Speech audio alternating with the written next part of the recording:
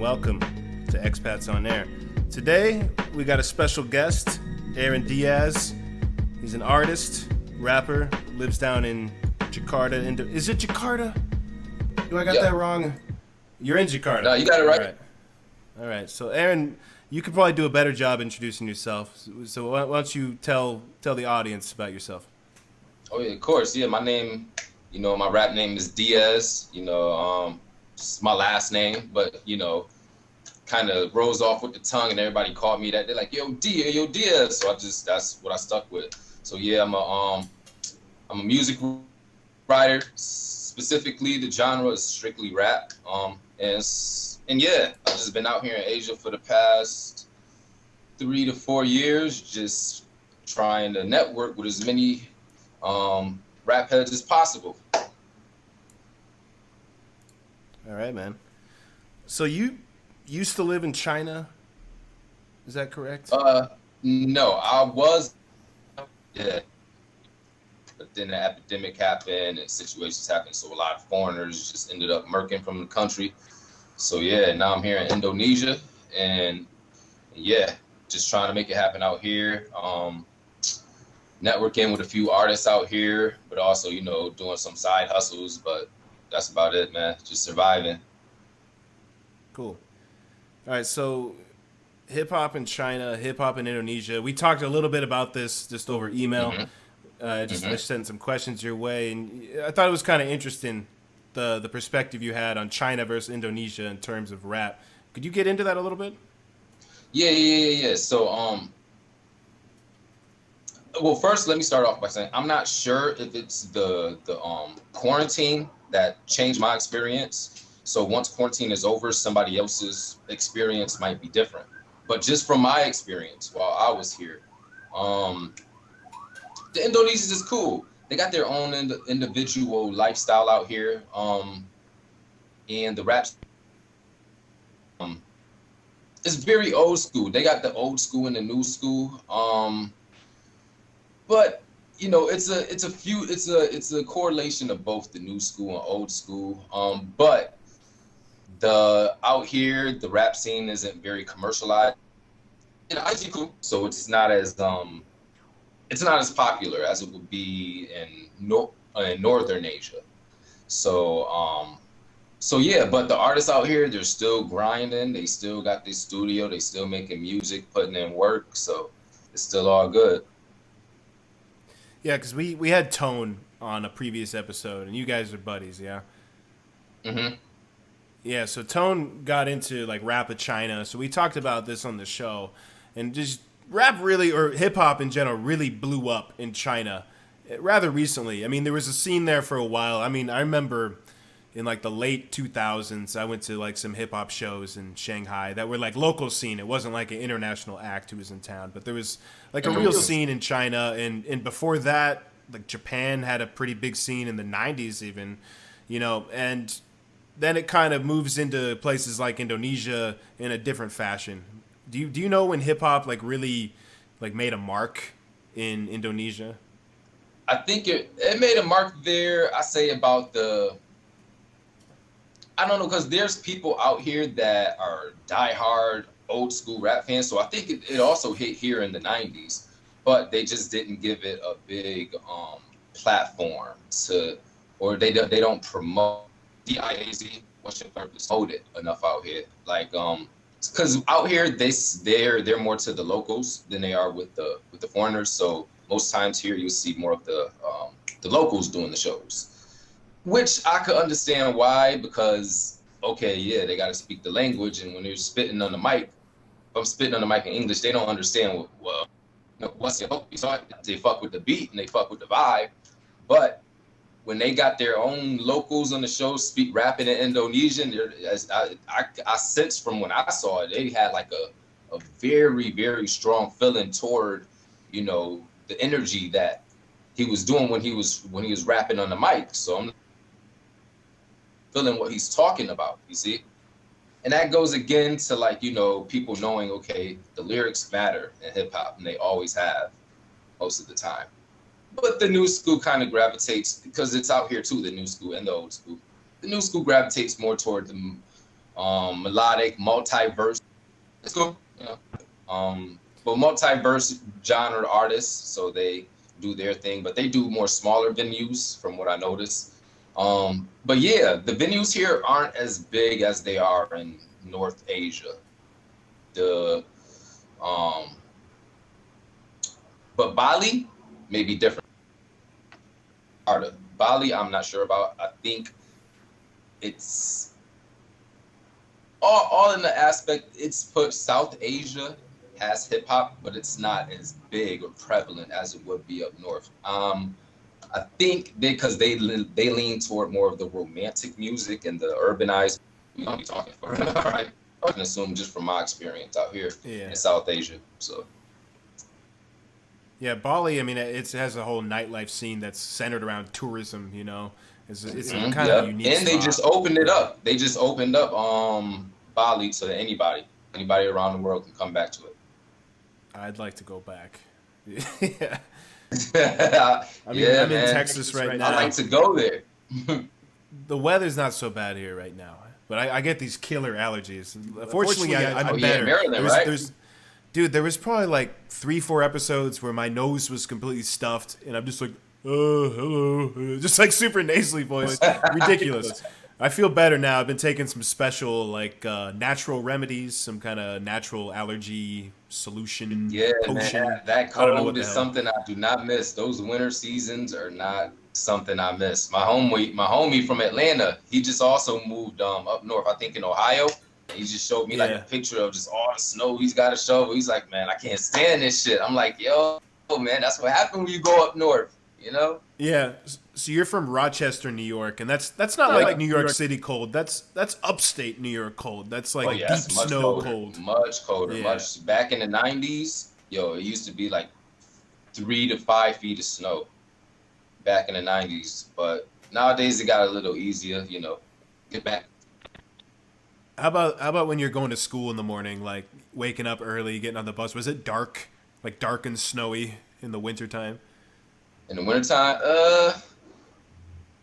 yeah, sometimes, it's like, Rochester is sort of like a ghost town sometimes, Yeah. So it's like at night, shit could get real spooky.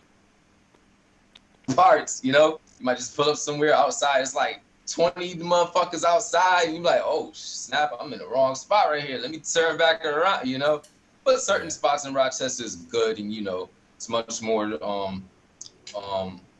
more peaceful. So I think it's all parts of that, like that, anywhere you go, Technology's on China. I've been to the hoods here, like there's hoods everywhere, Yeah. Well, unfortunately, there's a bit of a connection issue. Like every now and then, the stream will cut off like a word you say. We can see you, but we can't hear you. Every now and then, yeah. So we like miss a little something. I think everybody can kind of get the gist of what you're saying, but every now and then it cuts out a little bit. I just want to address that and say sorry. Dude, this is international Zoom calls, man. It's never going to be 100%, especially like Indonesia. It's a tropical environment. I don't know how well the wires like maintain there. It's a bit of a different setup than like the wires in America in terms of the climate. Yeah. In America, it's much more better, In these other countries, it's not as good as, good as other countries. So. Yeah, Indonesia. My parents used to live there. When I was in college, they were living there. My dad was working there, and it was really cool. Yeah, it was in Jakarta, and I remember it not being a great city to walk in. Like, there wasn't like a lot of nice sidewalks where you could just stroll around. And then there's definitely not. Like some streets, they got like these thin pavement. Do you even walk on this? Like it's there's not any barely sidewalks. Oh, God damn it. The connection is a little rough right now. You just froze. Uh-oh. I guess I'm on the air by myself. I got the soundboard ready now. Only on the busy streets. To Japan. Oh, wait, you're back. You kind of cut out. I couldn't hear you for like a good 20 seconds or so. And now you're frozen. Shit. Yeah. Not great for a podcast. Well, if we got the audio, maybe it's okay. Could you like turn your camera on and off? Yeah. Yeah, or we could even try to throw an image up there, you know. Yeah, I could do that. I could do that. Just for the gist of it. Oh, man. So now I'm recording. I don't want to edit this. We got to keep the show going. So how about let's just keep talking, and then I'll pull up some kind of image in a moment. So we're talking about Jakarta. Oh, there you go. We're talking about like how you can't really walk around there. One of the other things that was really memorable for me was the water, like tap water, because it wasn't just like a thing where you had to boil it. Like you had to boil it for like a good 20 minutes if you wanted to consume it. That was at least what I was told. And I went to a tea shop once, like that had Chinese tea, like loose leaf tea in a teapot. It's like real nice setup. And I went there, and my mom was with me, and we both got like dysentery. We were sick for days, and I was gonna fly back to the U.S. and I couldn't. Like I was just so sick, I had to stay for a bit longer. It was very memorable. Yeah, Indonesia is it's my last name, but you know, so yeah, most of the time, yeah, you got to be careful on your water supply. Most of the times though, I haven't had that issue, luckily. But yeah, other than that, you know, Indonesia is a good place for you know, for food and convenient transportation too, you know. But besides that, you know, it's a good place. It's a good place to visit for tourists, I'd say. Mm-hmm. All right, I got your picture in here. All right, for sure. Just gonna adjust this in real time. I kind of have this thing with this show where I don't want to edit it. I just really don't want to. So I'm gonna. No, that's cool. Do it this. Oh wait, are you back? You're back. What time? I think so.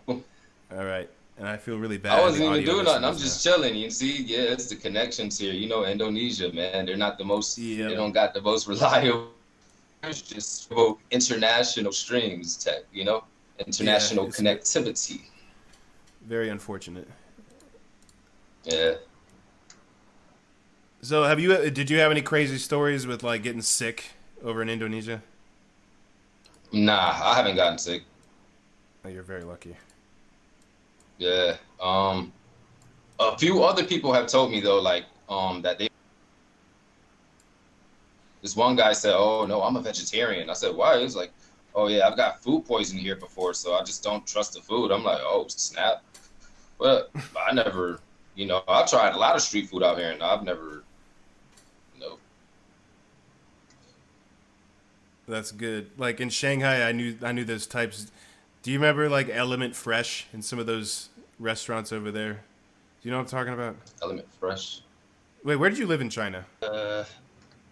I lived in Shanghai. Okay. You don't remember Element Fresh? I can't believe that. Okay, actually, maybe I that's was in the outskirts of Shanghai. I wasn't in downtown, man. That's like probably a good thing, actually. That's like the most basic escaping Chinese food, foreign food kind of place. It's like super healthy wraps and salads, but it's so expensive. It's unreasonably expensive. And it's kind of like a foreign favorite, like an expat, like a very basic expat favorite in Shanghai. Nah, I never had that. I think if you I did though try a lot of the Chinese food. The spicy soups used to be that fire shit, man. And the Muslim spots, the Chinese, yeah, just trying to make it happen out here. These Muslim spots, those are some pretty good places to eat too. Yeah, man. And then they always have the chili pepper on the table, so if you want to make it more spicy, you just keep piling it on. Oh yeah. Yeah, you can't do wrong with the spicy. I love the spicy food. So I guess it's very fitting. Like a guy who's never gotten sick from street food in multiple East Asian countries has never heard of Element Fresh because you just never had the need. You never got sick from that street food that one day where you're like, oh, I need something different, predictable, safe, clean, like Element Fresh. So you just never needed it. You never had the desire.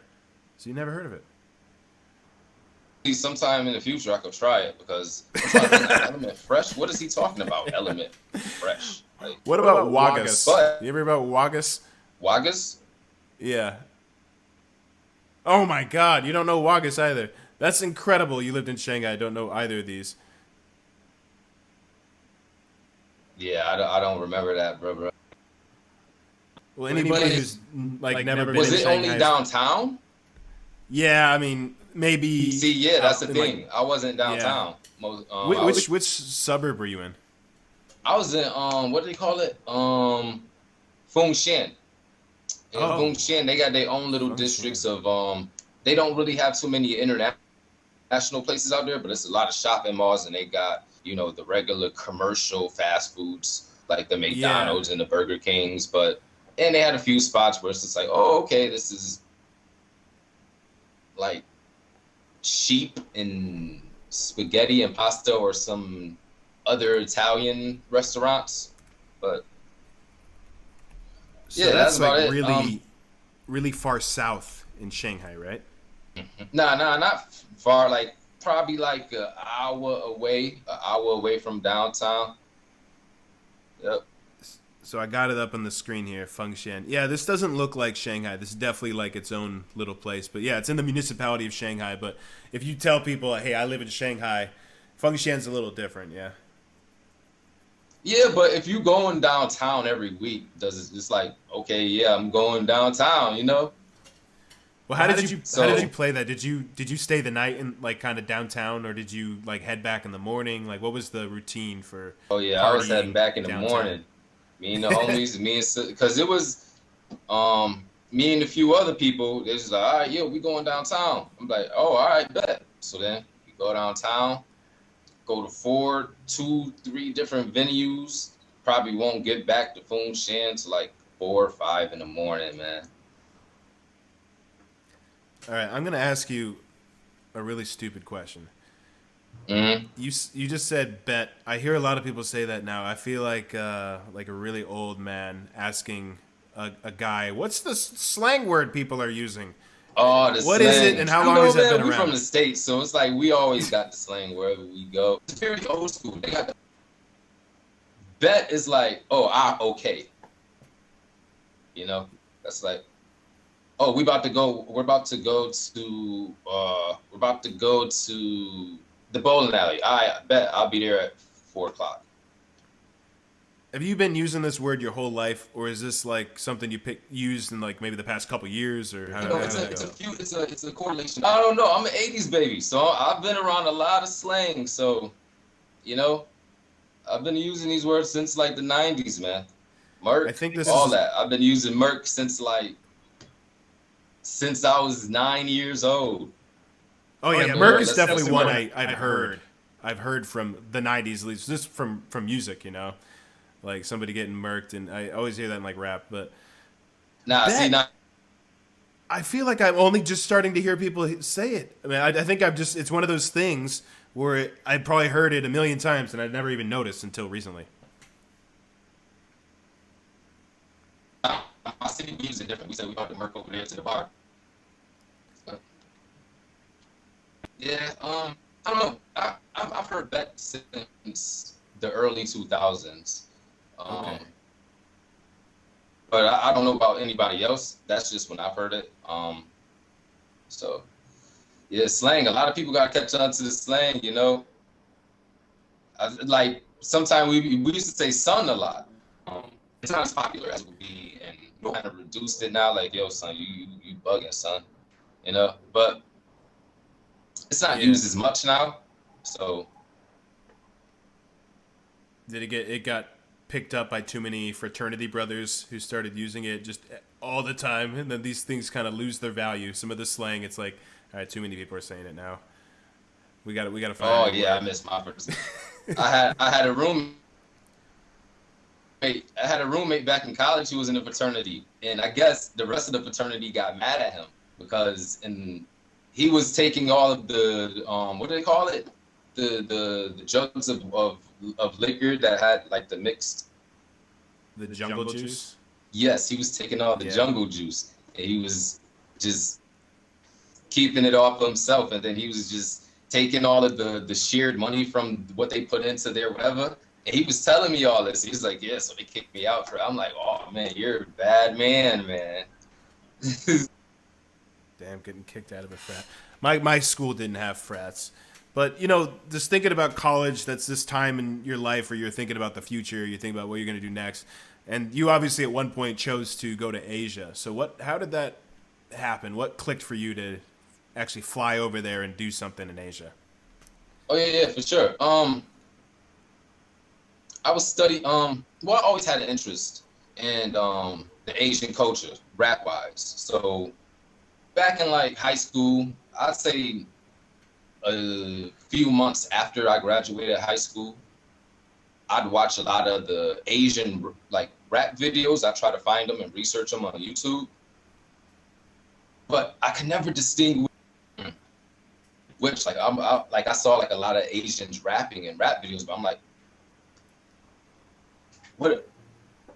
Why do they look different? So I'm just like, I think I got to learn more about this because this is interesting. I like what they're doing, but I also want to study this just to make sure they're also staying.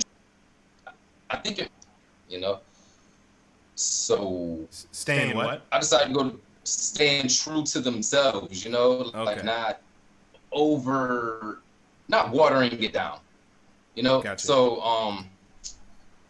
I studied Asian culture, and well, actually, it's international relations / Asian culture. So one of my teachers, they was telling me, they said people out here that are right and study abroad. I'm like, really? They said, yeah. I'm like, I could go anywhere in Asia. They said, yep. I'm like, which place can I go to the soonest? They said, oh, you can go here. I'm like, all right, give me China. I'm gonna go there. A big so then I went there. Actually, no. Wait, I lied. 2015. The first place I went was South Korea in 2015. So I said, yeah. Uh-oh. It cut out again. So Diaz went to South Korea, and we don't know the rest of the story just yet. We got to go back to that Instagram profile, So scroll through the South history. Korea, and All right, dude, you're back. You cut out for like 20 seconds Sorry. again, unfortunately. But you got to start over with Korea. So you went over to Korea in 2015. What happened next? yep. And there, when I was at the college there, I met a group of Koreans, and they had a hip hop club. So they asked me, they said, "Hey, you want to join our hip hop club?" I'm like, "All right," you know. I didn't even know. I'm like, Were they like, all right, for well, sure. you're black. Mm. You're black. Do you want to be in our hip hop club? Was it like that, or like were you rapping or not like, something? Like did not they like, see you oh no, rapping? you're black. But I think they kind of got, because out here I dress, you know, because I don't dress like any typical normal person. You know, I swag it out with the ACG boots. You know, I swag it out. You know, so they kind of assumed from the way I dress and carry myself. That's how I think it was. Yeah. So they just asked me like, yo, you want to join the hip hop club? I'm like, oh, all right, bet. So I joined the hip hop club. They gave me the chance to be the judge and just like the educator, not like the main educator, but like, you know, be a fly on the wall, you know, give them advice, you know, judge their rap auditions, and do tracks with them, you know, and dude, they take us out. We go to KTV together. We do Korean barbecues together. Every week we met up in this group, and they would just discuss hip hop. You know, when we see people and they freestyle, there's like a huge group of people, and then everybody just start freestyling. And they all had that old school type feel of like freestyling in them. They all had an attitude about them when they was rapping. That's what I liked about it. nowadays it's like people are using rap beats and using more melody, and it kind of confuses me because it's like when you're in the cipher, it's like, and then you know how people circle up in the cipher. Mm-hmm. I can't imagine a melody person. You know, it's like it kind of makes it more difficult. Like, you ain't no rap. Like, get out of here. You know. Yeah. So I saw this on your Instagram. I was looking at your Instagram and I saw some of your stories and you were talking about this. There's like melodic, multi-genre artists. They're not just a rapper. Maybe they sing and maybe they rely on that singing side a bit more than the rapping side. So maybe they shouldn't say I'm a rapper. Maybe they should call themselves something else. Is that correct? Uh-oh. God damn it. This goddamn internet. This Indonesian internet is killing me. Yeah, that's definitely what it is. Okay. Yeah, Indonesia is terrible with the connections. Yeah. But yeah, what was we saying? Well, yeah, can you speak to that a little bit more? Because I think hip hop now, it's so different than what it was in the 90s or even the early 2000s. And it's, like you were saying, very melodic. It's, there's the whole thing about mumble rap, which that's been going on a long time, but that often follows a melody, and it's a bit different from like the boom bap stuff from the 90s, where it's really a lot more about the lyrics. Yes. Shout out to all the multi-verse artists too. I don't have anything against them. Yeah, it's been a new lane that's been created. But very, very strong feeling toward the thing is they don't know what to name it. So it's like it's important, I think, for people to kind of educate themselves in different genres, because a lot of people automatically assume just because it's a rap beat that it's a rapper, So I think, I call them artists or multiverse artists, and I like their music. It's just having dignity and giving yourself the proper title is the thing that he was doing when he was rapping on the mic. Goes on more. Mm-hmm. But yeah, shout out to all the multiverse artists. They doing their thing out here. Yeah, that's good. You clarified. No negativity. I was just bringing it up like, this versus that. It's really just, hey, this thing's a little different and it's cool. But for you though, would you say you're predominantly a rapper though? Like you're more focused on the lyrics? Yeah, 70 to 80% rap, man. Mm-hmm. If any project consists of less than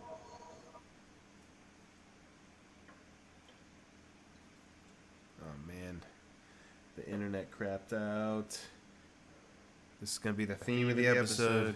70% rap songs. It's not rap. It's not a rap project. But some people try to get away with it, saying, "Oh yeah, this is a rap project." But it's like, nah. If it ain't more than 70% rap songs on there, it's not a rap project. Most of the time. Cool. But yeah, I like So back to the Asia thing. I like I like what South Korea taught me with the rap, with their influence in hip hop culture. So then after that, then I went to Shanghai for my last semester, and then after that was finished, I found a few jobs out there, on the side. And while doing my side hustle or whatever, that's where I met more artists going downtown to the venues. And that's how, I networked with all the foreigners and all of the Asian DJs and the Asian promoters for the venues. And yeah, that's what it's about, just networking. You know what, man? I think we should revert to using a photo of you on the visual, because I think like the internet connection, it's like trying to squeeze in the video with the audio, and then it cuts out the audio. It might just be better because you keep freezing or keep cutting out. It's like probably not worth it to have this happen like every 2 minutes. So I got. Right, if you want to turn your video off, I can just put up an image of you. I got it ready. All right.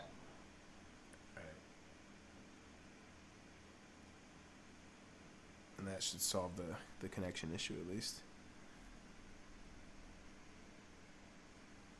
Yeah, previously people were telling me this about Indonesia. They were telling me, saying, "Oh yeah, Indonesia's like internet and things are the most unreliable." But the whole time I was out here, I said, "Well, I've had Zoom calls with people in Indonesia, and I never had an issue." So now that we're doing an international video, I'm like, "Oh, okay, I see what they're talking about now." I think it's because I'm bringing in like my OBS camera. It's not my webcam that's showing right now. It's like a software studio that has my webcam with my microphone, with the internet browser, with your camera and all this other stuff, like all these other graphics. So maybe it's just like too much for the bandwidth or something. You know? Hey, we still making it work. However, though, Yeah, you know, for sure. Well, hopefully it'll be smoother from here on out. All right, so are you still a student? You've referenced that you were in school, and I think on your Twitter you mentioned it as well. Oh yeah, no, I'm not a student. I've been finished my studies back in 2017. Okay. So it definitely did. I can't say though that it definitely did help me get to network with the people out here. So yeah. So for anybody, I suggest like if you want to stay in school, man, stay in school, man. And like if that's something you want to do, shoot for it. Try to study abroad because a lot more students are doing it nowadays. You know, so it's a very good opportunity. So you finished school. Are you doing like some kind of full-time work outside of your music, or is your music your career right On now? top of that, you know, I'm doing music. I'm networking with people. I do for teenagers out here on their way to college. I give them lecture lessons to make sure that they're prepared to move on to college. You know, so. Yeah. Yeah, I'm definitely contributing to the community out here, you know, looking out for the youngsters out here, making sure they in P's and Q's before, you know, they make that next move. Nice. But once, let's say this COVID stuff is over, you're trying to go back to China? I'm considering it. We're gonna see what happens, because, you know, nobody knows what to expect right now. It's, you know, is you like that's what COVID.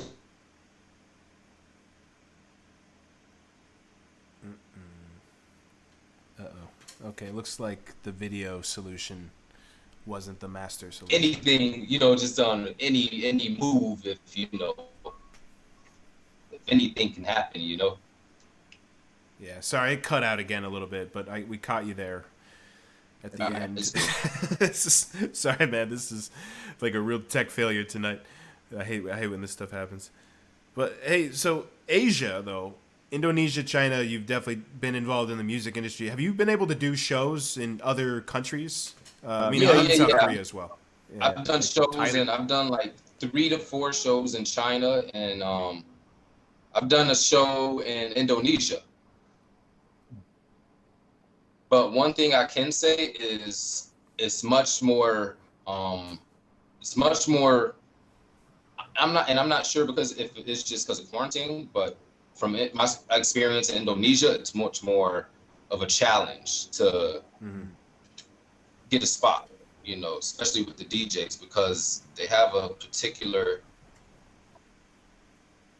It's just weird. But wait, for going to the show, they have a particular type of scene out here. And like I said previously, they like to listen to their language. I don't think the English language really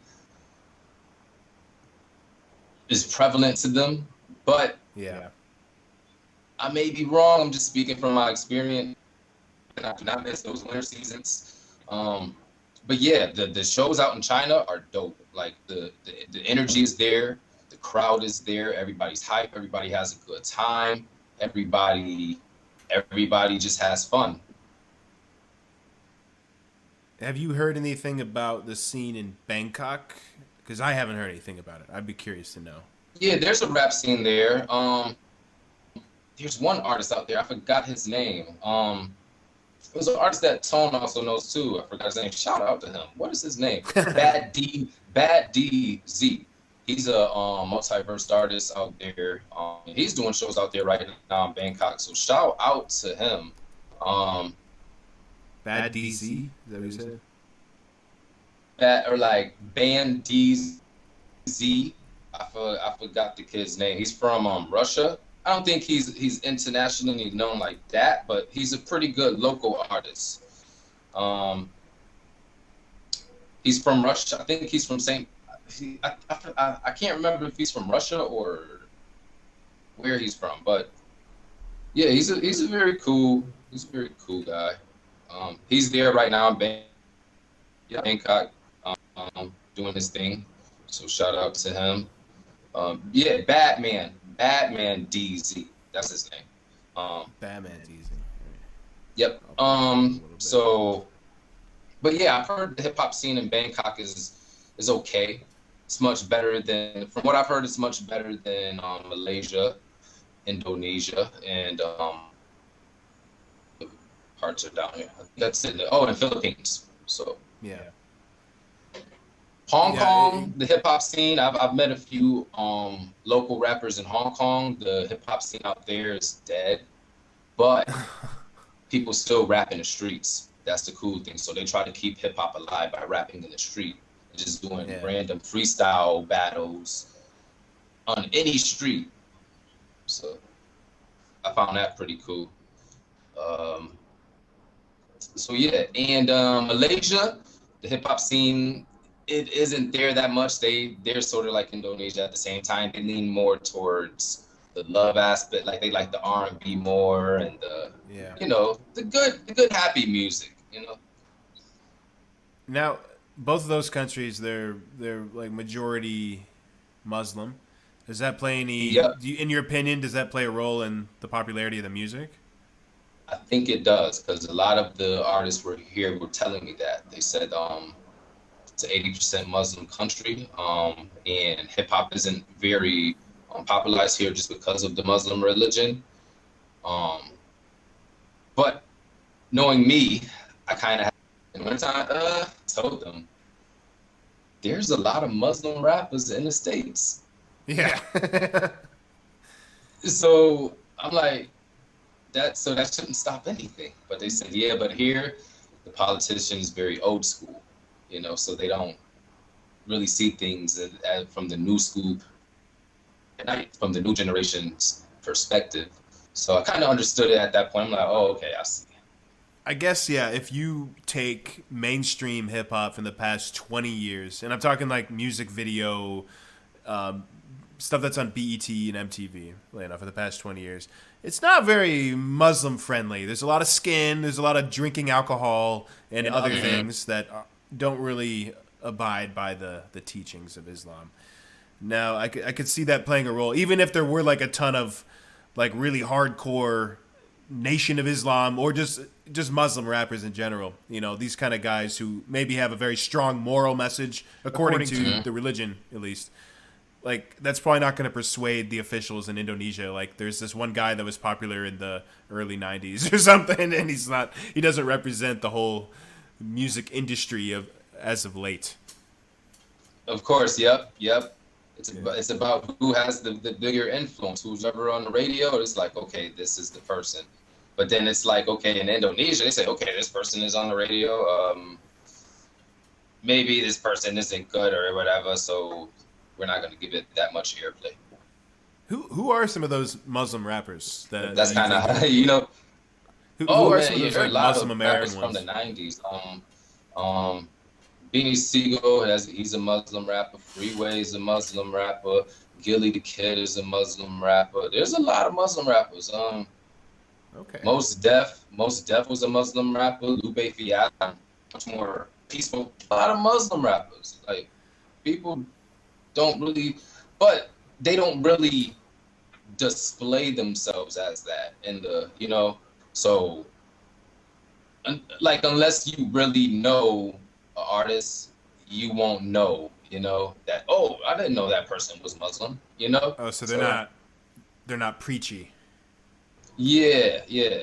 Mm-hmm. But I think that's what the Muslims here want. They want that more commercialized. So that's why I think, yeah, overall, why they don't really give hip hop a big scene out here. Um, but it's cool because it's like, over time, the kids out here are still grinding. So, over time it's gonna show, that okay, yo, this culture is a very popular culture. We want a bit of a bigger voice for it. The more they push, the more possibility of opportunity that they could get a bigger platform. So Yeah. Now you were mentioning before you went over to Asia that you were checking out some hip hop from Asia, and you couldn't yeah. discern which country. Did you listen to a lot of Japanese hip hop when you're doing that? Oh yeah, yeah. Cole, I like Cole when he first came out. He was a pretty cool rapper.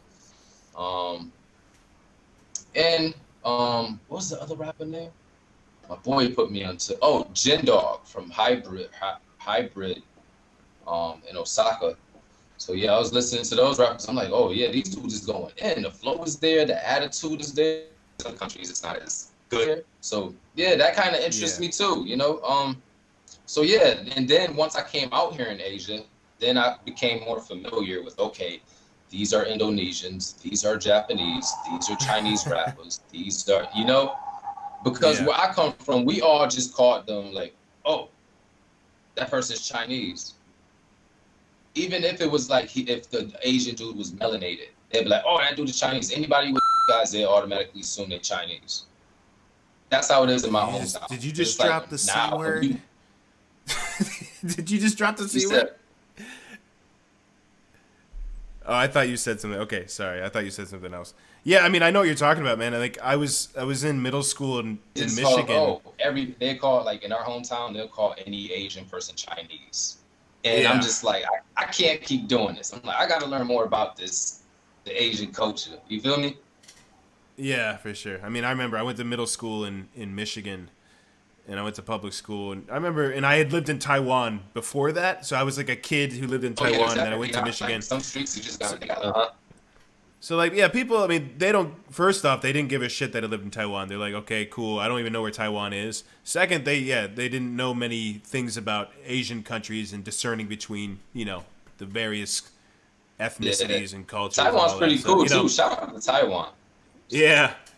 That's kind of like standard when there's young people and they're not even through their education yet, and they haven't even left the country. So what do you expect? They're not going to know a lot. So I mean, you're going to expect that kind of ignorance, I think. Yeah. Um, but yeah, it's very. I've heard of the rap scene in Taiwan being actually pretty prevalent too. Oh How is it yeah, out yeah. there? I mean, I don't know a lot about it, but I started listening to a lot of like producers on SoundCloud. I mean, I know it sounds pretty cliche, but I started listening to a lot of like boom bap guys. Like they make beats that sound like they're from the '90s, but it's from like the past 5 years or so. There's a lot of really good artists in Asia doing Nice. that kind of music, and it sounds like a lot of like really good tracks from like some of the East Coast hip hop from the '90s. Like some of the like kind of trumpet sounds and some of the filters and effects they have on the beats are just amazing, and like really good snare drums, and I really like that kind of music. And there's a lot of dudes in Taiwan and Japan making those kind of beats, even Russia as well. So there's a lot of interesting characters in the kind of the fringe of this scene of hip hop I where know what you're talking that about. Yeah, I like it yeah too. But some people, they do it in a watered down way. It's got to be done right. I know yeah what you're talking about. I like that old school sound too, but I don't like it to sound too. Hello? What? some people are rapping like do the classical hip hop beats, but it's like, but it's like just too much trombones in it. It's too many. It's like you know, it's something always with it where it's just like because I don't. I just some of it is cool, sounds good, but a lot of it I'm just like, yeah. Too many of those horns, those Yeah, those kind of or like 90s the sounding trumpets horns. or whatever, like or like Yeah. too many like pianos in the back or something. Like it's just like I don't know. It's hard to describe, but it's like when you hear it, you would know if it's dope. Like, Yeah. Yeah. Yeah. especially Yeah. if There's a lot there's of 808s added to it. filler out there, especially in that like beats production scene on SoundCloud. It's mostly filler probably, and there's some good jams in there. Shout out to all the old school artists out there too, making that shit. So, hey, those Japanese artists you brought up, were they from like when are they from? Like when were you turned on to these? Oh yeah, these yeah, artists?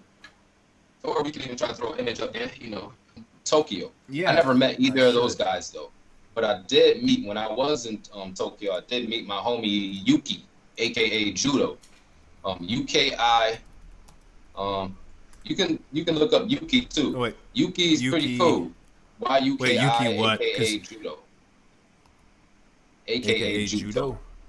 Judo, Juko. Juto. Oh, Juto. Juto. Yep, All right. Juto. Yep, that's my That's boy him? right there. All Him, right. I met him. I linked up with him out there.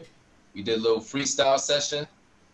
Automatically, the vibe was there. We said, "Yo, we should do a track together." I'm like, "All right, bet. Let's make it happen." So, we did a track, and it's on my EP.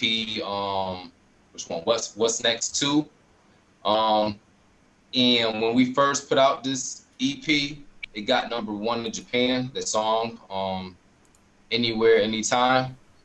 And so that was a big accomplishment for me and him. That the first day of the release of the EP, a lot of people in Japan supported it and bought the song. So shout out to AKA Judah. Good Wait, dude, what very year was that solid again? dude. What year was that?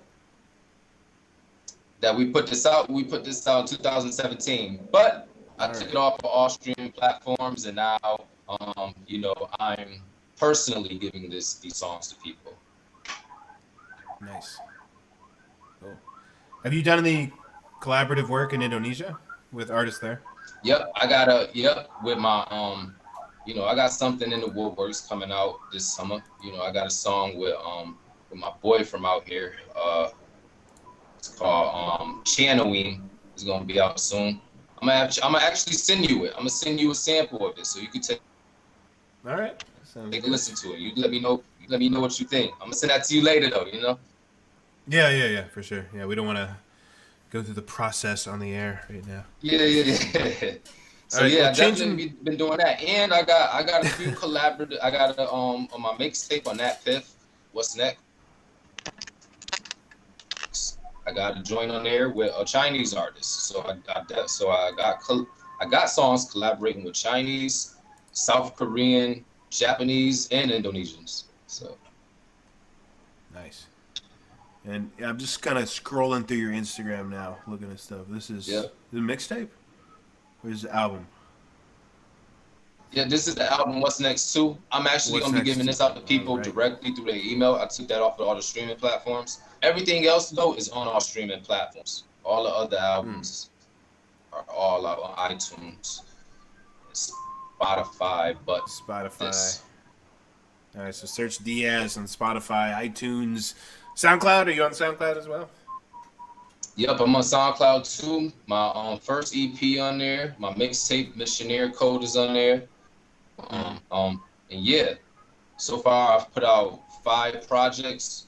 This next one's gonna be called well, I ain't gonna get that out too soon. We still sitting on it, but there's definitely gonna be some turn up songs on there. It's definitely gonna be a lot of good songs on there. So Cool. So I want to jump back from like just music Actually, and gotta be hip hop careful to on your just. water supply. Oh, sorry. I think it cut out again, and I cut you off. I was just gonna say I wanted to jump back to from music to just Indonesia. Living in Indonesia, like what's the kind of stuff you like to eat over there? Like the food there, I love it. I love Indonesian food. Yeah, 'Cause yeah, yeah. I I do told you my too. parents used Indonesia to live got there. it's got some of the best food I've ever had. I haven't had that issue, luckily. Nasi uduk. Um, what's that other thing? Ketchup. Um, Indomie. Uh, and there's this one thing too. Nasi. And yes, there's this one thing. I don't know. They have this. It's like you get this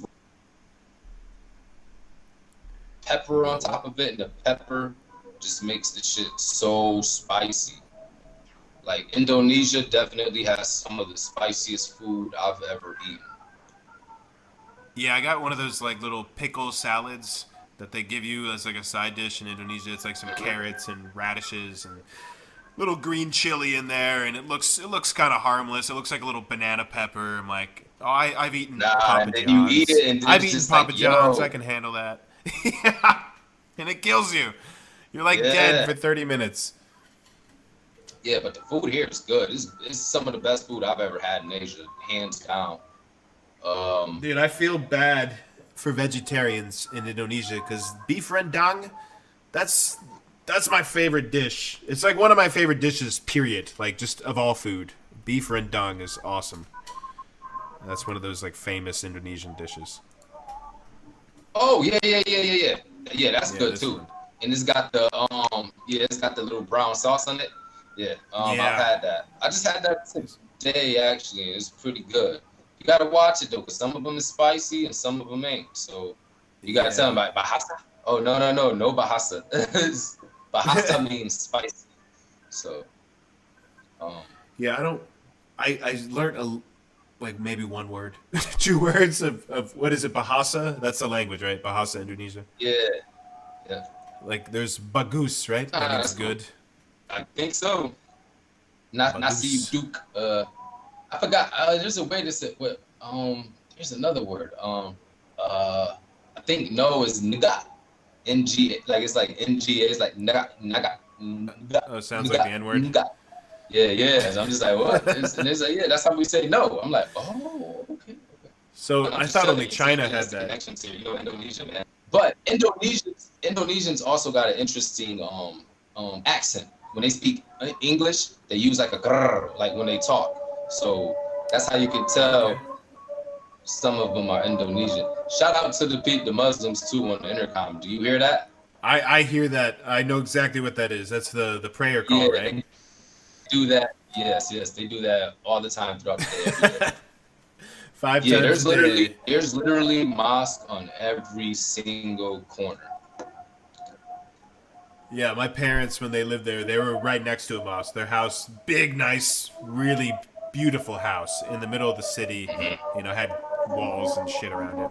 But there was, Yeah, the prayer call right next door, 5 times a day. I think the first one is at like 4:45 a.m. or like 5:15 a.m. It was some ungodly hour, as I would say. yep. You wake up in the morning like, yeah, what's going on? Like, oh, they just doing the call. Yeah, that's I mean, that's like cocaine time. That's like you've been on up all night doing too much drugs, and I guess you need to pray at that point. I think that's what it's there for.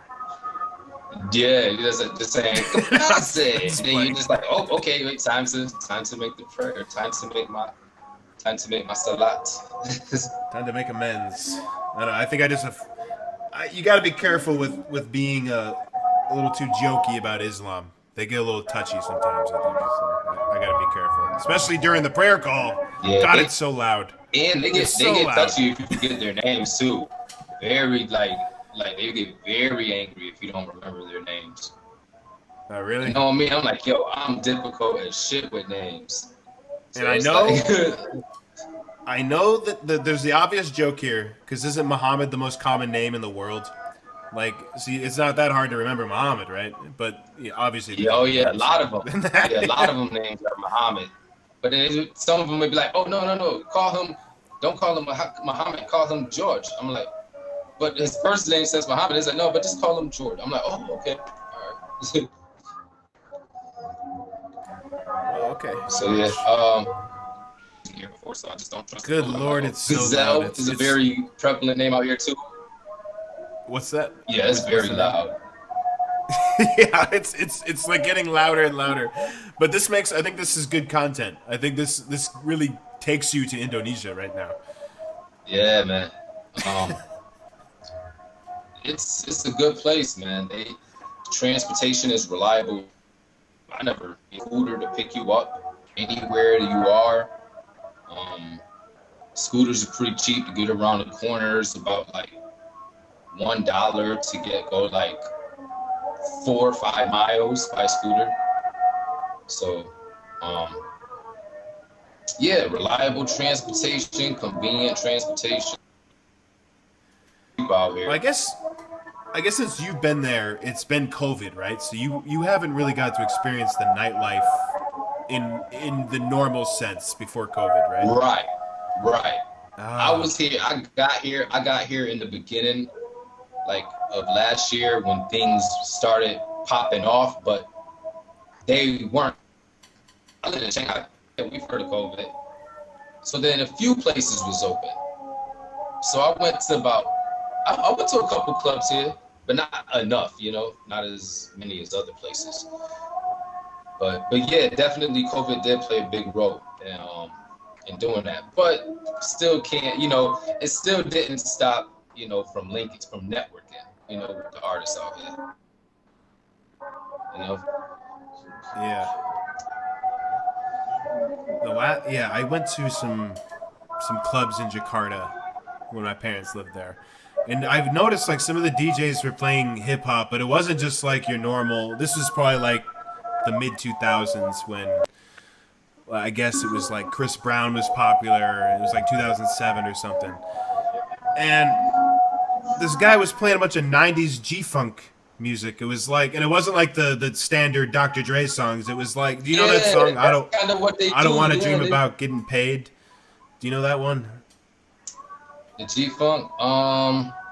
It's like it was by the Dog Pound. It was like the DPG, but it was I don't want to dream about getting paid. It was a great song. But I was turned on to that song in Indonesia. Yeah, when I was in the venues out here, it was more of like they was playing rap music, but it wasn't that shit that just gets you. It used to be that fire, like that gets you hype. It wasn't none of that DMX or none of that, or none of that, or none of that early 2000 shit that was having motherfuckers jump. It was more along the lines of like rap / R&B music, Neo, T-Pain, and stuff like that. So, yeah. That was about that time, the late 2000s, 2007, 2008. It was like the birth of like Neo. The commercialized rap, like the very popular P Diddy commercialized rap songs, Yeah, and a lot of it was a lot of fun. There's a lot of fun music in that. Yeah, hold on for a second. Yeah, no worries. Oh man, we're getting that lovely prayer call. How long does that last? It's incredible. All right, hello? My bad. Hey. What was you saying? I was just talking about the prayer call, that it's still going. It's Oh yeah, it goes on for at least like 30 minutes. Oh, well, we're gonna have a very interesting 30 minutes ahead of us. So when you were like started listening to music, who were some of your like favorite artists growing up? Like when you were a kid? Oh man, you got me started on this, man. I mean, I grew up on hip hop early, like while I was still like learning how to walk to elementary school. Like my mom was playing rap music around me all the time. I wasn't the average mom. She was listening to that rap shit. So I grew up on a lot of rap music, and my dad, he collected a lot of mixtapes and albums. He was a big music collector. So back in the 90s, you go on my dad's house, he's got like a library full of mixtapes and albums, and it was just like so like thousands and thousands of mixtapes, hundreds of albums, and it's just like this is a lot of music. So I get on punishment, I beat up somebody. Oh, you on punishment? All right, I'm about to listen to all the music then while I'm on punishment. You know, like, and I just back to back listening to mixtapes, like hundreds. Wait, it's like you're so yeah, you're in I timeout. don't know my top rappers I listened to growing up. You know, Ice Cube, DMX, Nas, Rakim, you know, Ghostface, Fabulous. Common, I like Common too. Common's pretty dope. Yeah. And yeah, you know those guys. You know, there's a lot more, but that's just a few for an example. You know. Yeah, you named a lot of the guys that are kind of reputable lyricists. You know, of the rap game. They're like, these are the best lyricists. Was that? Yeah, that's the good stuff I like to hear is the lyricism, man. Yeah. And do you think like the East Coast had a better thing going on with that kind of that side of hip hop, the lyrical side? Yeah, because it gave the East Coast its own individual style. Don't get me wrong, like when the South had their own thing going on too, when Outkast came out and when you know, Ludacris and them came out, and Project Pat and who else? UGK and 3 6 Mafia. When they came out, they had their own style too. It wasn't necessarily the lyricism that the East Coast had. The West Coast had its own thing too. You could tell that it was a West Coast record by the way it sounded like. You know, and they had that a lot of people from the West Coast had that accent. It's like, oh, where you from, homie? Like, you know, like they like the accent, like, oh yeah, it's the West Coast. You know, like they had the accent, so it's like, oh yeah, they from the West Coast. You can talk, you can hear by the way they talk. You can tell by the beat. The South too, they had their own accent. Oh, welcome to the South. You know, they had their own sound and their own accent. You know, the East Coast had their own accent. The Midwest too had their own sound too. But I think like the Midwest kind of had a more fused sort of sound.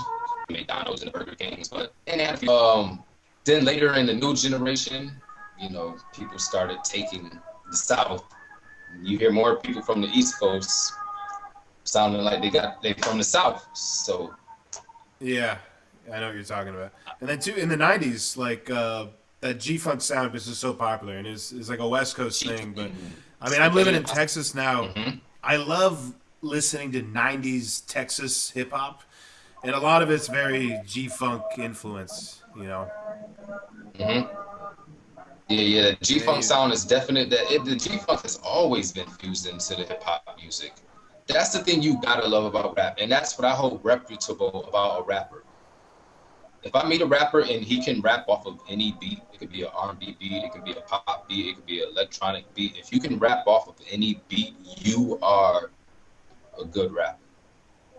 Okay. A good rapper could rap off any beat. A good rapper could rap off of a classical beat. Could rap off of pianos, a girl playing the piano. A guy, and then acapella for that matter. Probably like a...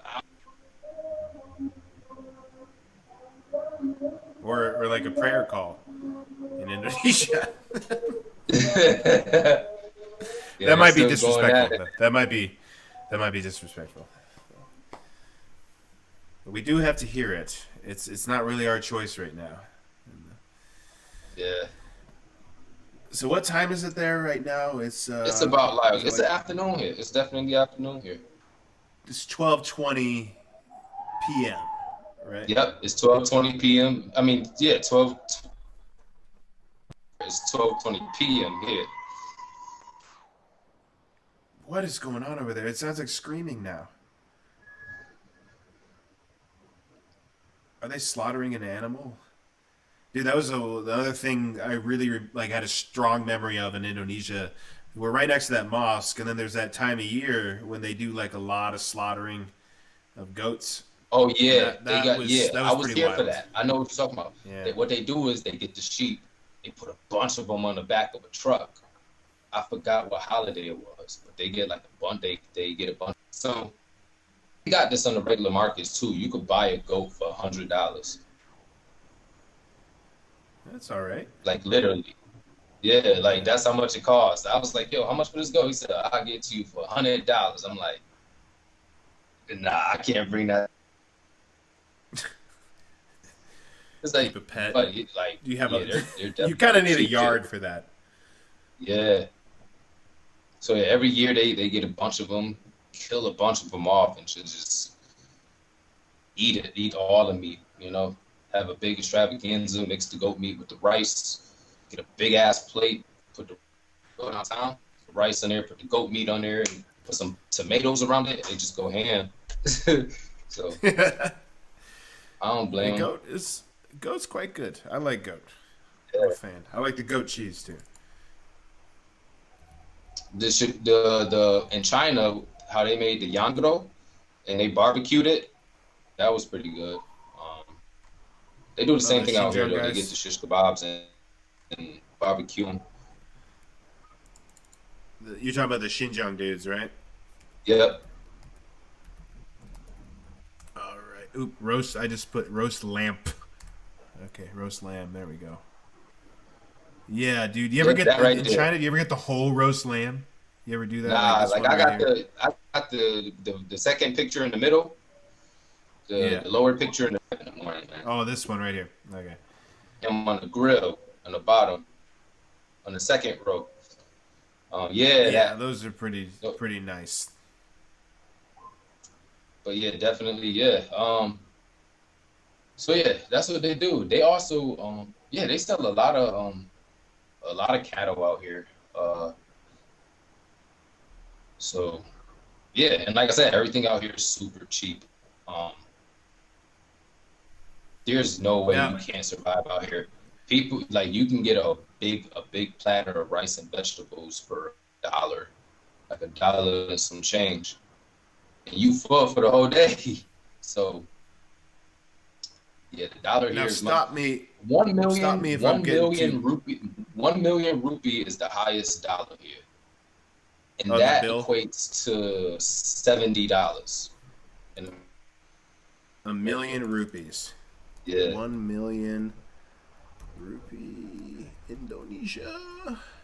Because other countries got rupees too, right? yeah, But that's we the got million right the there. That's worth 70. Indonesian That's worth rupee. 70 US dollars. Oh, rupiah. Rupiah. Yep. They go $70. 10,000. 10. Wait, 1 million. That's 100,000 right Oh, here. yeah. But they got okay. 100,000. They got Oh, one up sorry, to sorry. 1 million. 100,000. 100,000 is $7. Okay. Good lord. So yeah, Man. that's the highest bill Like they your have. wallet is So fat, that's right? You're walking yeah. around So with a that's fat worth wallet in Indonesia. $7. How about like digital payments? Is that a thing that's catching on in Indonesia? Like in China, obviously they It got the is, but they WeChat, the got they. Alipay. It is, but they got they like China. They got their own app for that. It's not What do really they like use? they're building their own apps to try to engage with the international market, but that's kind of difficult, because we already got PayPal and stuff like that, but they don't fuck with PayPal, you know. So they got their own little apps they trying to make out here where they converse money internationally, but All right, I I don't just know. pulled something up on screen. We got the breakdown here. GoPay. Have you heard of GoPay? Yep, Is GoPay. that Yep, that's actually that's one of Yeah. them. Yep. And then looks, yeah, PayPal is popular according to this graph. GrabPay, Tcash, Doku. Yeah, I've not heard of most of these. And then there's GrabPay is Alipay, good, which too. is the Chinese one. iPay. Grab is actually Grab is actually the most popular app out here because they use Grab for the taxis. You get it from the car taxis, the scooter taxis. You can also get it to deliver. Using this one Yeah. since like the 90s, man. Mark. Yeah. And they get you groceries too. You can just like, if you don't feel like going grocery shopping, you put the list of groceries you need, and they go and grab people. They go to the grocery store and get it for you, and just bring it to your crib. If Yeah, someday that's you feel like, oh, I'm lazy, I don't feel like going grocery shopping, or oh, I'm lazy, I don't feel like going out to get anything to eat. Like, I'm just gonna get it delivered. yeah. I So mean, that's that thing that really China gets a lot of credit for that. Like this yeah, China, super yep, apps yep, China was doing it that too. cover all these different things, e-commerce, but it's also just buying your weekly grocery run, your lunchtime, dinner, like all these things. You can get that in America, of course, with Amazon and Grubhub and whatever else. But in China, it's like a different level. And then all these countries in Southeast Asia have learned from that, and they built their own platforms, their own ecosystems. And yeah, Indonesia's got some here, but they use some of the Chinese ones too. It looks like, and then I'm sure Malaysia and Thailand all have their own, their own Now I think no, apps. Malaysia also uses Grab. Oh yeah, I'm not sure about Thailand. I haven't been to Thailand since 2015, and when I was out there in 2015, I didn't see any Grab services. But yeah, well, there's Malaysia also definitely things has like Grab, but they don't have scooters. And okay, China has Didi, but Didi doesn't have the scooters either. yeah, Didi's just like Uber, but a Yep, little more polished. yep, Didi Chuxing, this is the Chinese Uber. yep. One thing though that Indonesia uses a lot is like Lazada, right? That's like the e-commerce platform. Lazada. Do you know Uh, that one? I think so. As far as like, you talking about the digital e-commerce? Yeah, like kind of like if you were in China, you'd be using Taobao or JD. You know. Oh yeah, Taobao was popping over there. Um, Yo, my homie used Taobao religiously. This Russian dude, he Yeah, always buys it off of Taobao. He's like, I'm just buy it, man. I'm like, don't buy it. You just don't like. You can just go to the store and find it. Because how do you know if you're gonna like it? Then you're gonna have to take it back. So I'm it's just like, only it's only 36 occasionally I get RMB. stuff from Taobao. God, I hated that though. Like if you wanted to take something back, you got to deal with those vendors on Taobao, and it's so annoying. And they're like, "Well, how about I send you this, and then you send me 7 RMB, and then we'll balance it out." I'm like, "What?" Like, no, just I don't. I Right? had I'm so like, many I'm like annoying that's why I stories. just be saying, yo, if I get my shit, I gotta see it before I buy it. Actually, Yeah, in I'm my with face. you. I'm with you on that. I love the traditional commerce, going and seeing it, feeling it, looking at it in person. That's where it's at. Yeah, but now we gotta deal with we gotta deal with the digital market with the times being now using these apps, these Bitcoins, these Robin Hoods and all these other apps people is using this Fuck is Robin flourishing. Hood. Sure, man. I'm not Well, too first off, keen on it, like, or very I don't want to. knowledgeable on it, but a lot of people is using it nowadays, and a lot of countries is making their own versions now because they see like, Yeah, oh, and they then got they're Bitcoin over looking in there. We China. gotta try to make our own They're, app now where we can disperse. yeah, sorry, I was just saying they're looking at China too, who's got their whole splinter net. The whole separate internet. They're thinking, okay, we don't really need to censor people. We don't need to suppress them. But what would be good is boosting our tech sector. Why don't we just block all the mainstream global tech platforms, social platforms, e-commerce platforms, video platforms? We just block them all, and then we make our own platforms, and then the people in our country have to use those because they have no other option. It's great for the tech That industry. yep, that's what a lot of countries are doing. Like that's how Indonesia is thinking it. But I kind of, oh yeah, I miss my what it is. But then I say like, I I can see why they're doing it, but also that's bad for business. Seeing that you want to keep a good relation with the other countries, so that's why that goes with the rap scene too. A lot of kids here were telling me, they say, oh, they only giving the shows to the locals here. I'm like, that's bad for business, for tourism. If you keep doing, that's the fraternity got mad at him doing that. But each country has their own way of life. So Yeah. I would think that would be good for tourism because if you're going to Indonesia, are you trying to watch a rap show that's not Indonesian? I mean, if you're a tourist, I get if you live in Indonesia and you want to see a hip hop show, it doesn't really matter if it's if it's good. That's what matters. But if you're a Yeah. tourist, would you want to see something local? You know? Oh yeah, yeah, they definitely have that out here. A lot of the venues out here, and it's the same in China. They have these clubs where there's just like the lounge areas, and then they got the stage. There's no dance floor or none of that. A lot of places are becoming more of that, where they have the lounge tables and chairs. So nobody's dancing anymore. It's not the same as it used to be, man. Yeah. Hey, what years were you in Shanghai? 2000, 2017 no, 2000, yeah, beginning of 17. 2017. Yep. Did you ever go to Then Cotton 2000, Club in Shanghai? yeah, I've been to a few of those electronic clubs. Some of them, Oh no, no, a I lot of meant those Cotton Club. That was no, no. Cotton Club was like a blues, like live blues music, and it was like a bunch of American artists, and it was like Oh, no, a black lady who was a I've been to singer. the, I know what you're talking about, and they have had Yeah, like the live performances with the live instruments. Yeah, I've been there before. But I think I think they gave it a different name. If it was the no, same this spot, I think that we're talking I'm about. talking. This okay, sorry, man. We're like cutting each other. But this place, Cotton Club, it closed at one point. It might have closed right before you came, and it was a blues bar. It was fucking awesome. But they had like a house band.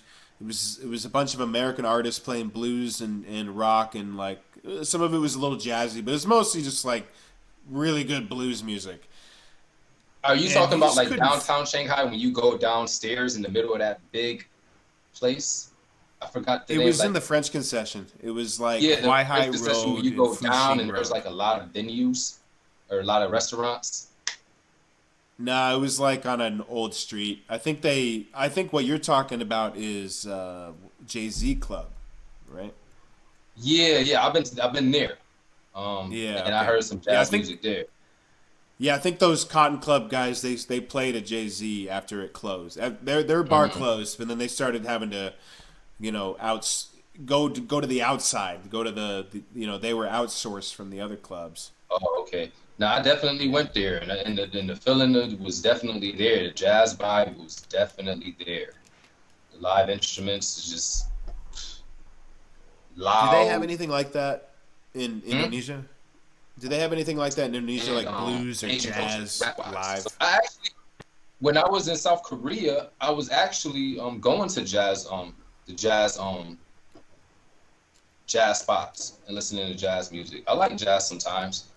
It's an occasional thing for me. But yeah, I definitely like jazz. Um,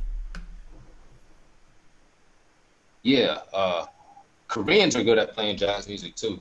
They definitely have that scene there too for the jazz lovers. Um, Yeah, but I yeah, think jazz Japan is as well. universal.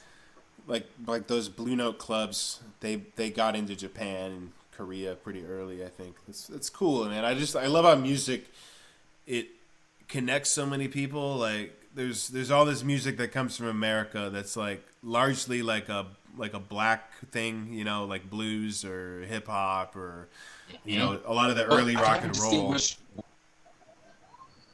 And a lot of those artists, like a lot of those black American artists, they're using instruments that were invented in Europe like a long time ago. It's just all this huge mix of things coming together, and then it resonates with people like in Japan, and Indonesia, and China. It's so cool. I Yeah, don't know. I just music like that. definitely it's definitely a cute communication mechanism that brings people together. Yeah. So, what are your Any form goals of like? music. Like career wise for you? You're an artist in music. Like, what are your goals in terms of being that artist? Mm, can't really say now because I'm still striving for it, but it's just to network with as many people as possible and build what they're doing. But all of those relations, saying sure I'm sticking to the script of rap cultures specifically, but also, looking out for anybody in any other genre if needed. Because it's not, I don't just know only about rap music, but that's what I'm watering it down, to the highest plateau, but it's like, oh, okay, yeah, I know people that, play the guitar. I know people that have bands. I know people that do electronic music. I know people that play. I studied Asian culture. So, but, but for my thing is just to focus on rap, connect with as many rap heads as possible, and just connect all of us so that it's international relations / Asian culture, so that we can continue, just one of my own team building on top of that, Mm-hmm. That's cool. Now, I ask pretty much every guest who comes on the show about this. One thing that I like about being an expat is you meet a lot of weird people, weird expats, other expats that are just they're kind of people you wouldn't have met back home, and they're just odd. They're characters and they're very odd. Can you tell me about like the weirdest expat you ever met anytime abroad? Expat from America Or anywhere. Yeah, could be from anywhere. weird expat.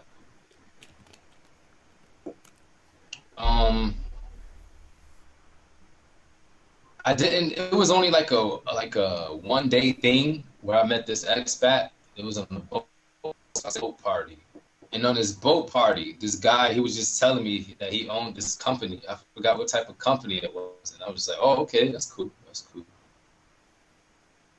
He wasn't a weird person, but it was just something that he said that was just super weird, and I'm just like, "What?" That just came out of nowhere. So we're all just drinking, like, I don't know, like this waiter, she's coming around with the glasses of wine, everyone, and everybody's drinking, having a good time. There's also more drinks on the table. There's people playing music and classical music. There's people upstairs, downstairs on the boat. So everybody's having a good time. Everybody's dressed up nice and fancy. So yeah, there were a lot of successful people on this boat. So I'm going around introducing myself to everybody, saying, "Oh yeah, I own the elevator company. Oh yeah, I got stocks in this. Oh yeah, I own this business. Oh yeah, I own this business. Oh yeah, I do consulting for this and that." I'm like, "Oh, okay." Then I meet this one guy, and then he's just like, "Had a hip hop club." I'm like, "Oh, okay." So then we're in the group. It's like 5 of us were in the circle group. I didn't even know. I'm like, "All right, for sure." And then the guy, he gets a drink, and then I think it was like, what was it? It was white wine. So he's drinking it, and he's like, "Oh, this tastes like battery acid." I'm like, "What? How do you know how battery acid tastes?" What? So that was kind of a weird experience that I had around. I don't know. I found that weird about that. You felt like he was like an imposter or something, or what was so weird? Not like an imposter. Like any typical norm. Like just how people communicate being with, Yeah. So, but as far as an imposter, have I see imposters. Or you could get really sci-fi. I'm a with it. rough Maybe, some maybe feathers they're if like I an talk alien. about that. I think I'm a ruffle some feathers if I talk about that. So Okay, yeah, that's fair. We don't need to be causing drama. Okay, so you messaged me about how many countries you lived in, and I wanted to know that because there's something we do for every show. So how many countries, how many foreign countries was it? It was South Korea, Indonesia, China? Is that 3? Yep. And then I visited. All right. Yep. Well, yeah, the visited, that doesn't count. But this is a tradition. It's a process. It's everything. This is what makes a show. It's all about All right, Mr. sure. Is Worldwide. that Pitbull? That's Pitbull, Mr. Worldwide. Pitbull used to rap in his early days too. Yeah, I just wanted to play that because Mr. Worldwide, aka Mr. 305, I feel like everybody needs to aspire to be like him if they're an expat. You gotta be like, hey, I'm Mr. Worldwide, and I'm proud of it. I don't know. I'm just talking shit right now. I don't know what I'm talking about. I'm drunk. I'm drinking this sake tonight.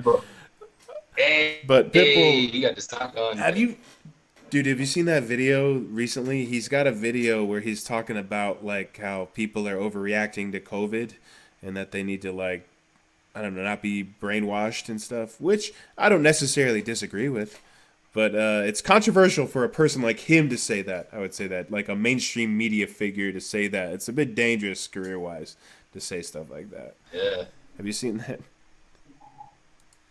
I fuck with Pitbull though. I like his old Let shit. me. They take us out weekend of Gudo, da da da da da da. Like we Yeah. used to go in with. All right, there it is. I want to play this if you don't mind, real quick. Oh, dude, they like took it off of Twitter.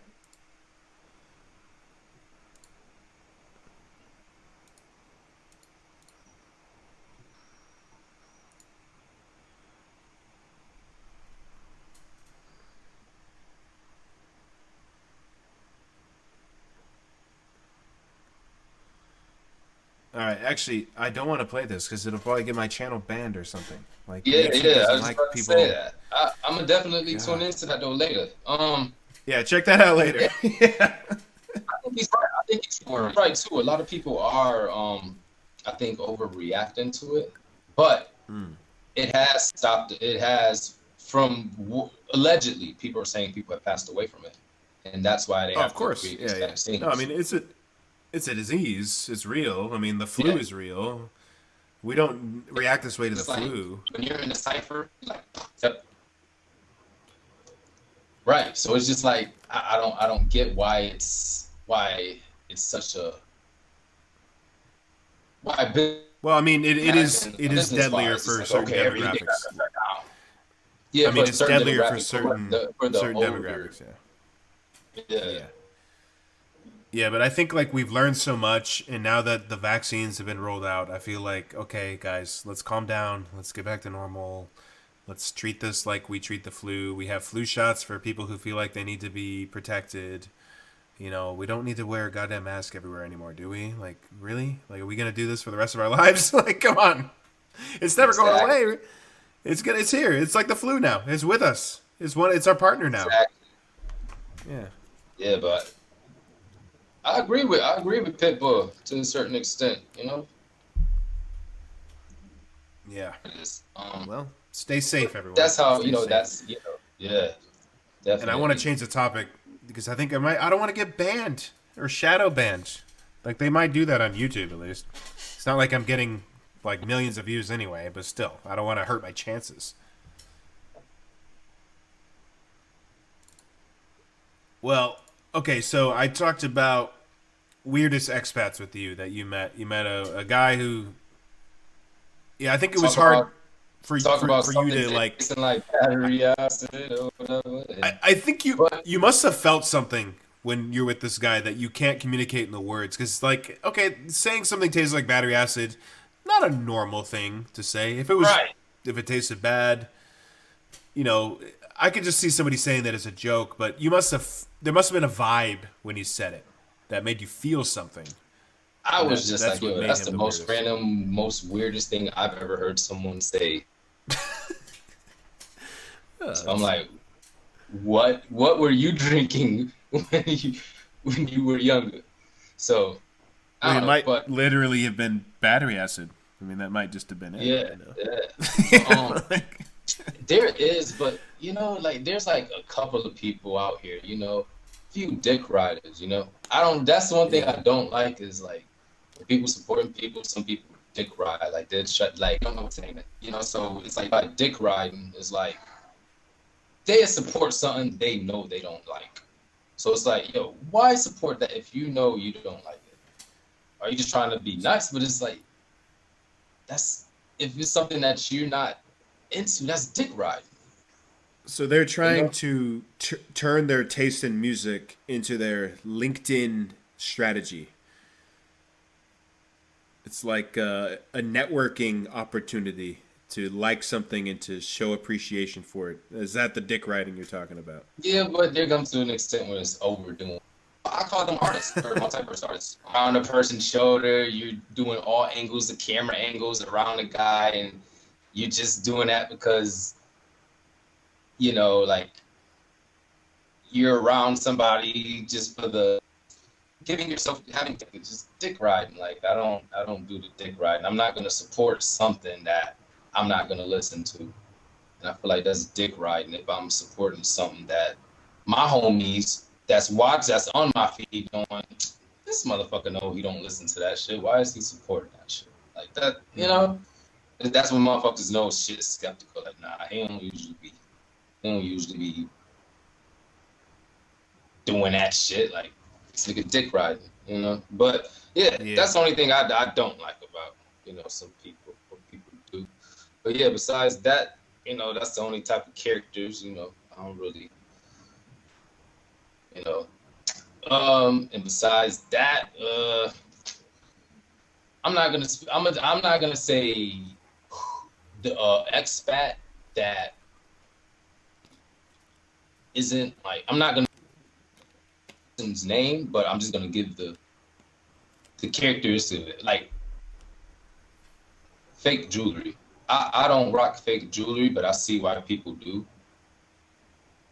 I feel like a lot more people are doing that now. They like to wear the fake, the big gold chain, but it's the fake gold chain from the middle of the mall. You know, it's like, yo, it's not high school no more. You're not supposed to rock fake shit after high school. The fake diamond, all that. You know, it's going on nowadays.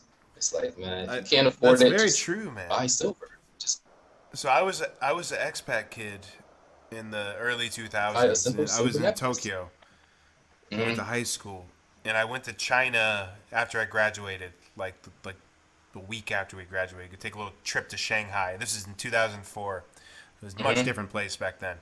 And I got a fake Rolex. And when I went back to Tokyo, and we're hanging out with the girls we went to high school with, and we were in Japan, so we were kids, but we could go to the club and party and stuff because they just were foreigners. They just didn't care. Yeah, it was a wild place to be a teenager.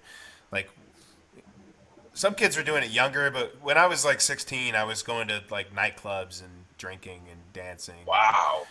And you know, and that was at the time, I think, when hip hop was becoming very mainstream, early 2000s, and it was like 50 Cent and Lil Jon. This stuff was like mainstream charts.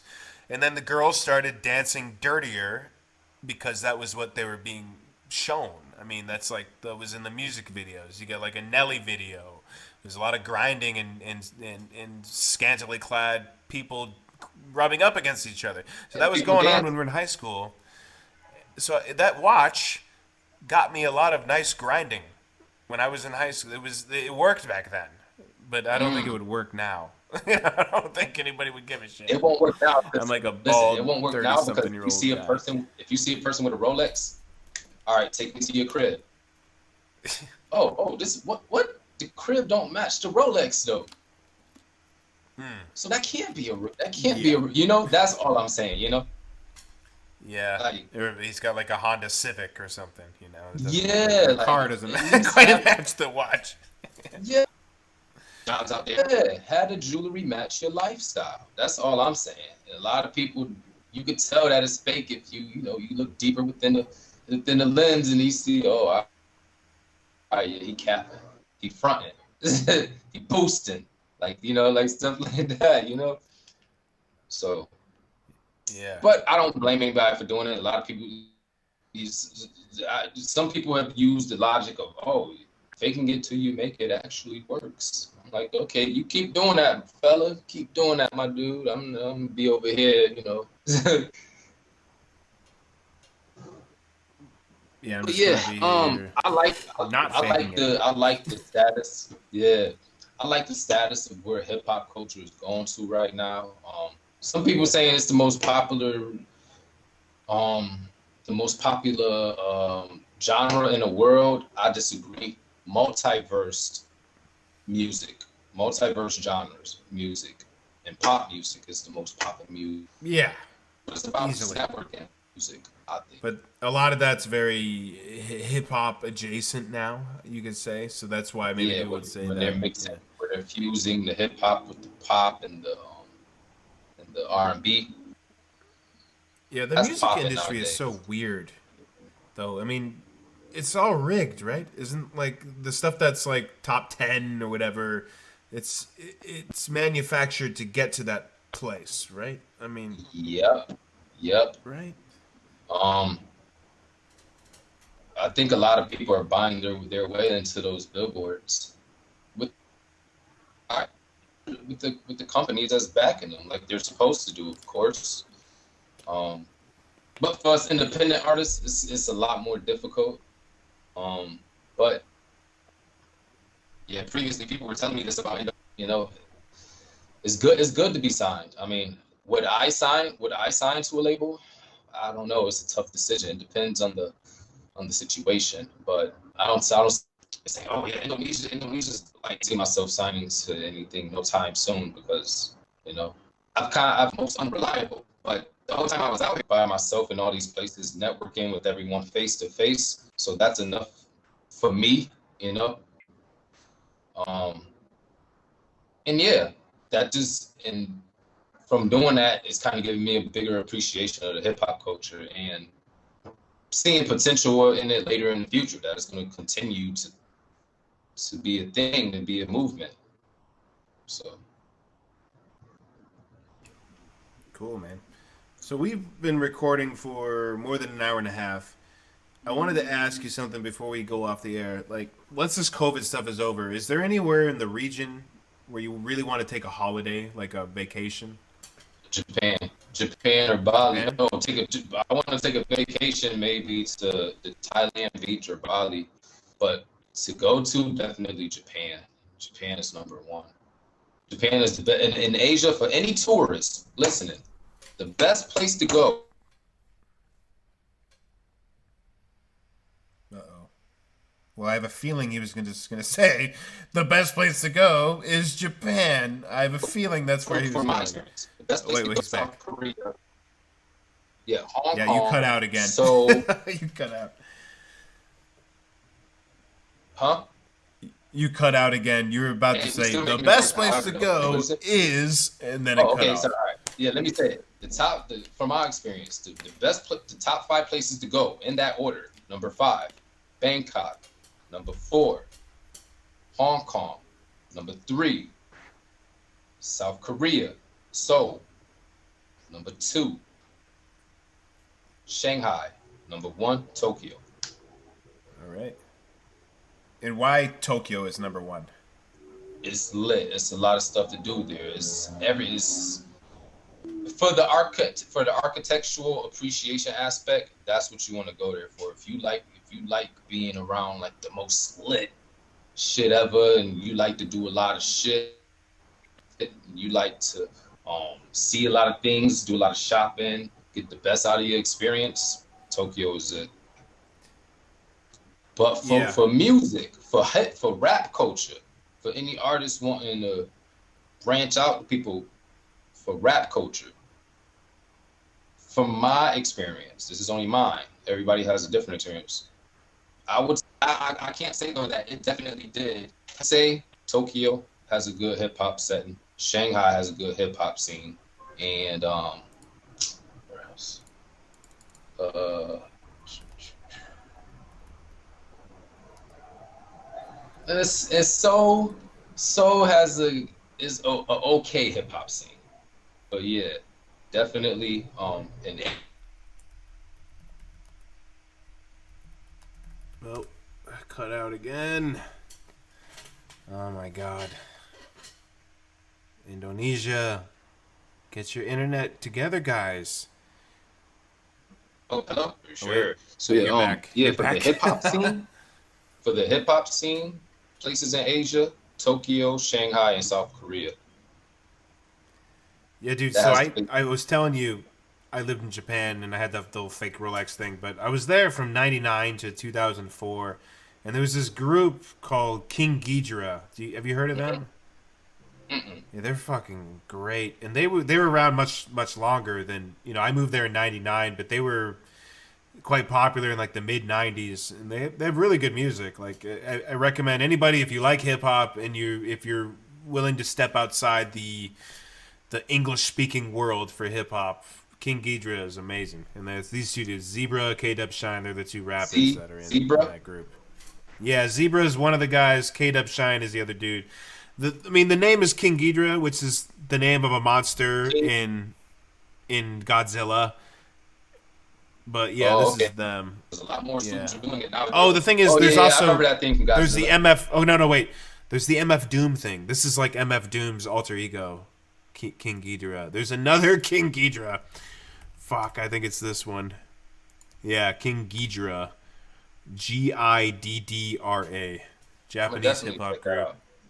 This album is from 1995. I don't know how to say this. It's a Japanese name, but it's fucking great. I'll send you the link later. It's a great album, though. Sure. All right, is there anything you wanted to plug before we go off the air? Like anything to look out for coming up? Yeah, look out for my new EP coming soon. And what's the name of that again? Oh, shit. Shout out to my boy Rambo Harv. Shout out to Tone. Which one? Dude, it cut out again. You're about to say the name of the single or the mixtape, and something happened. But no, I said look out for my project coming in the summer. Shout out to my boy Rambo Harv. Shout out to Tone. Shout out to my boy K-Bart from South Korea.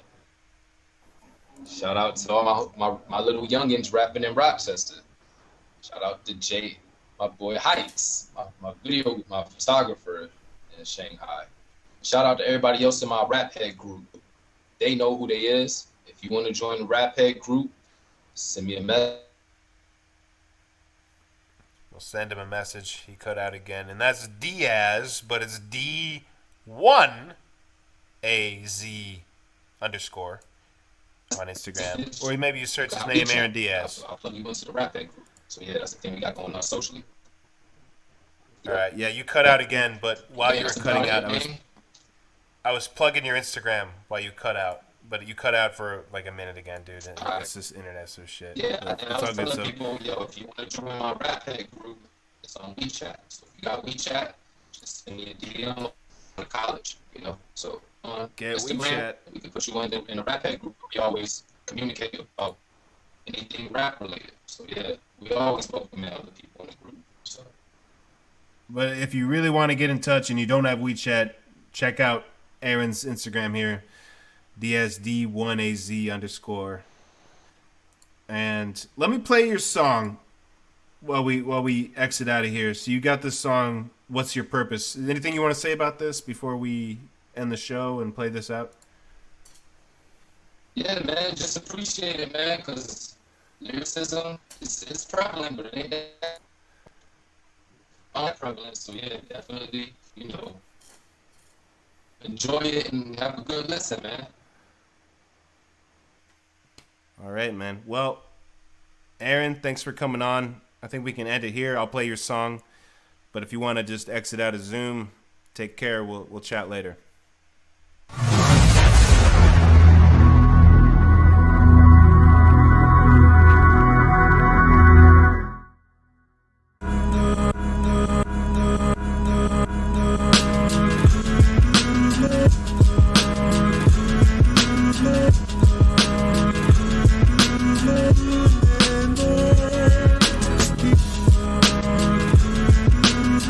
That laid back shit. Yeah.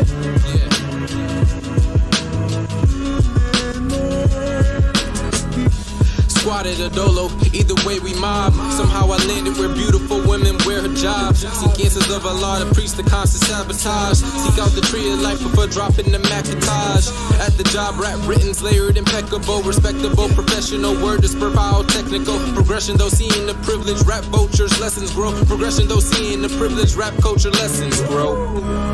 I'm no bigger than the message.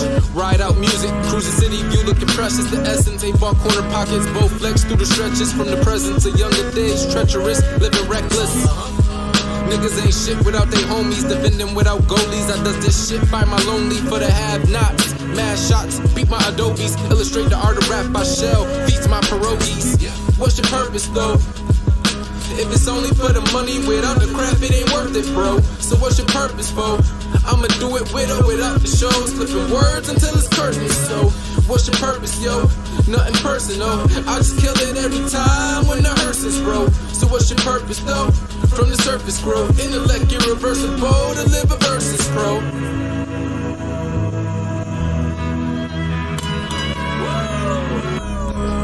The man of a different character, we can never be interfering, bruh. We handle ya, spinning tangibly for mouth sealed in the canister. Keep your stamina up, running shit in the land of the wicked and deceitful with nowhere left to retreat to. Cause these phone apps leak who before the cause from the sweet tooth. Treat who vultures off the culture with more defeats due to my daily life and perseverance to reach who really do.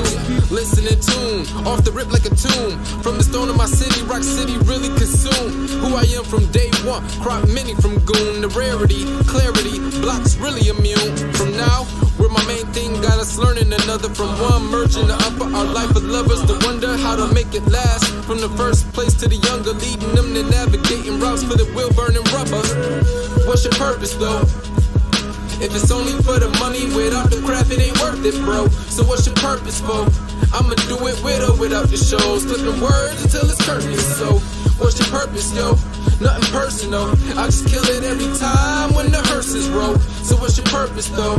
From the surface grow intellect irreversible to live a versus, bro.